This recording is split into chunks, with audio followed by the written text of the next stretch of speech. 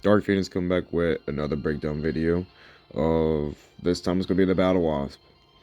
Obviously, last time I covered that didn't do well.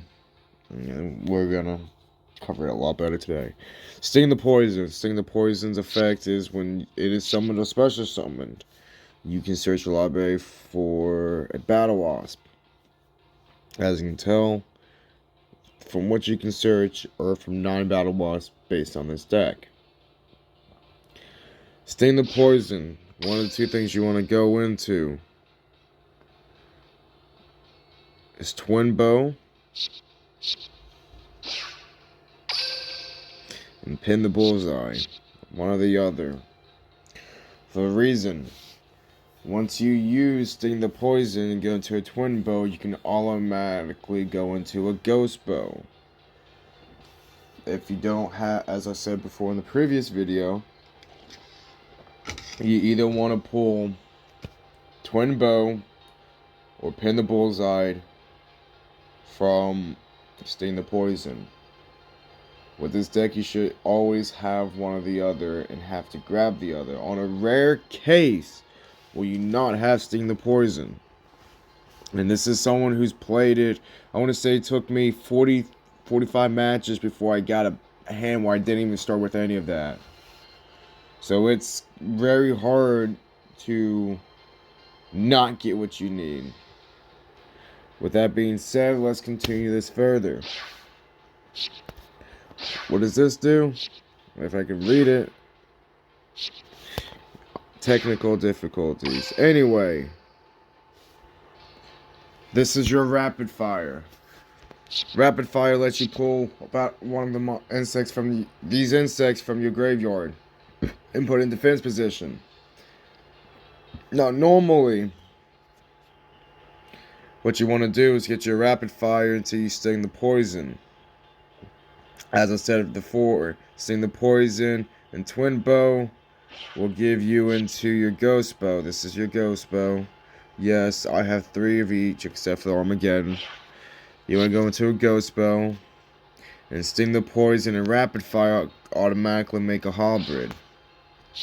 So basically what you want to do is get Sting the Poison, try to go into a Twin Bow, use a Twin Bow to get Ghost Bow, play Ghost Bow out, get Pin the Bullseye, use Pin the Bullseye to bring out hybrid through the synchro summon of a Ghost Bow, so you already have one of these set up. So when your hybrid destroys a monster, or any battlewasp destroys a monster, you can summon your Ghost Bow that you just synchroed off into hybrid back onto the field in this defense position. Now let's get into more of a technical term. Now, as you notice, that's just your setup. Your setup is to use the Sting the Poison, Twin Bow, and Pin the Bullseye to go into your synchro summons. And you want to use your rapid fire to bring back the stuff you tributed for synchro back on mostly Sting the Poison, so you can go back into a not a rapid fire, into a hybrid. Well, geez, now I'll give you a prime example of what happened to me. Geez, I have 2 more hybrids out, 1 Armageddon, 1 Ghost. What should I do? Nothing. You literally have a good field. There's nothing you can do about that. See, your Armageddon does piercing damage. 3,000 attack of piercing damage. It's awesome. You don't really need to use the effect unless you're going against something with a stronger attack than it. Then you might want to use its effect, because it reduces the monster's attack for each card banished. Very solemnly and rarely do you need to do that, especially with the skill I have equipped. And I will go ahead and show you the skill. And this skill is pretty good. This skill is actually very good with this deck. And the only reason for that being is this skill is not hard once per turn. I mean, hard once per battle. Let me rephrase myself. As long as you can, and by all means you will always have 3 insects out. And if they have a face up, by the time you get your start getting your board set up, you would have Sting the Poison, Twin Bow, and Bullseye. Because obviously you're going to have to go Ghost Bow into Halberd. But you will have those 3 out. If you have those 3 out, go ahead and just reduce their monsters by 700. Just do it. It doesn't matter if you're not even going to attack it. But doing that decreases it. So next turn, your monster's still there. Well, let me go ahead and decrease it by another 700. And it does work like that. I love using it, especially in rank.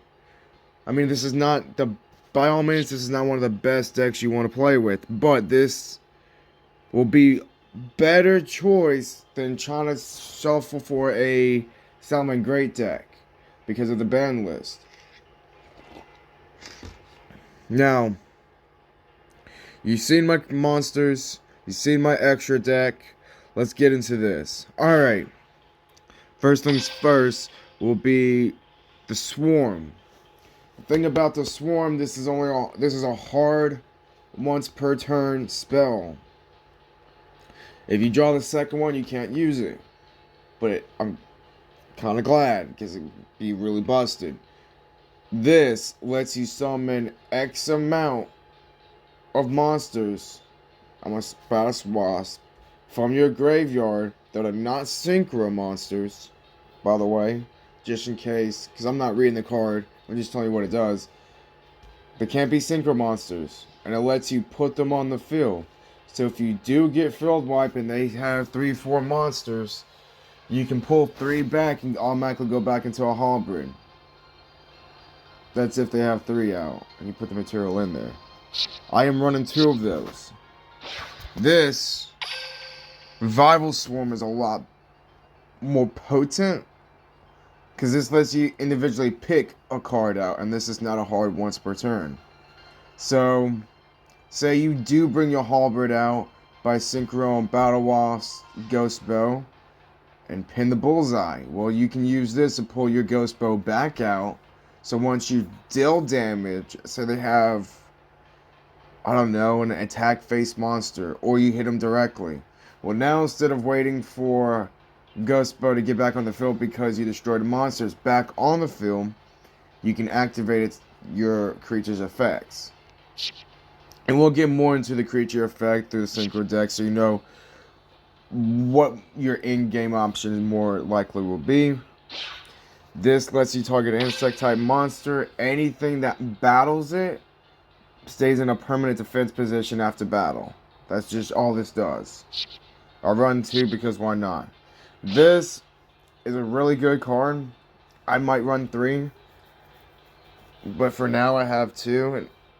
But this allows you to, and trust me, you only want to flip it when your monster's getting attacked.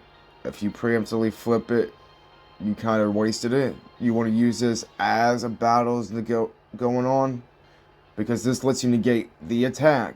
Summon 1 Battlewasp monster from your deck to the field, and this gets a counter. After 2 counters, which basically either this has to be destroyed, or if you negated 2 attacks, destroy it. Well, that means you ultimately bring in 2 creatures on the field to gain 2 attacks. This is pretty up there for being a normal card. I mean, it can be destroyed, but it is good. It has saved me, and it will work.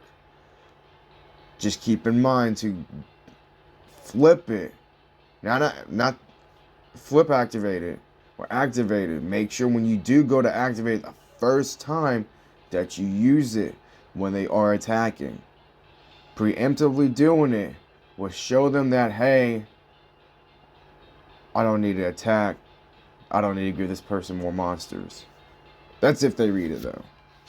Alright, so let's go down to our extra deck.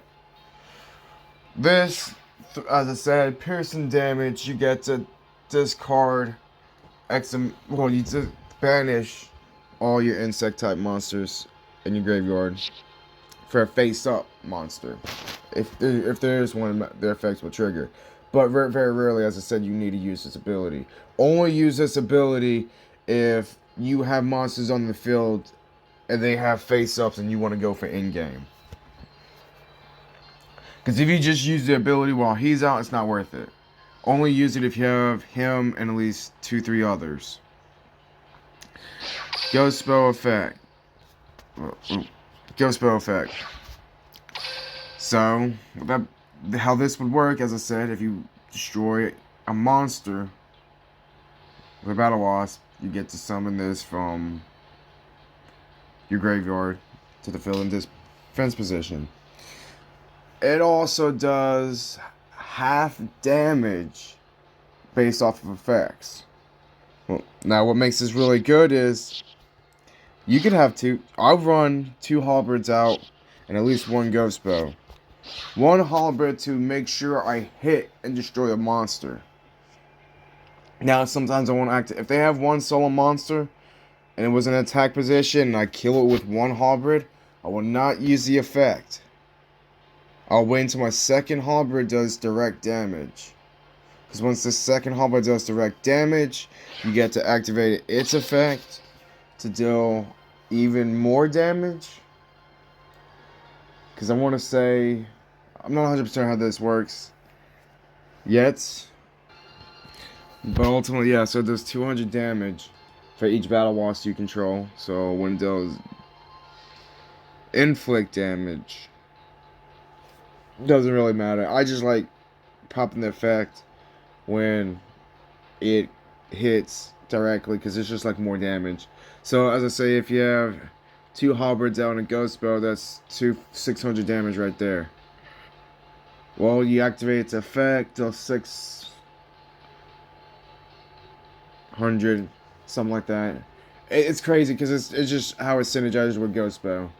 But one of the favorite effects I have on this that I do like is when you do battle a monster with attack higher than it, you have to attack with the monster you're battling. That's pretty, man. Because that means if you find a 3,000 monster, you really find a 1,500 monster. You would have to fight a 5,000 monster to battle a 2,500 monster. So basically you can go all the way up to almost 5,000. 5,000 will also destroy your monster. But anything of 4,900 and below, you will always beat with this card. As long as you battle it and it's in attack position. With that being said, this is the tip and trick guide for this deck. If you enjoyed it, leave a like, sub, comment. It really helps YouTube's algorithm. It also helps me pump out another deck. This deck has gone through some trials and error. Most of this will stay the same, but this hasn't.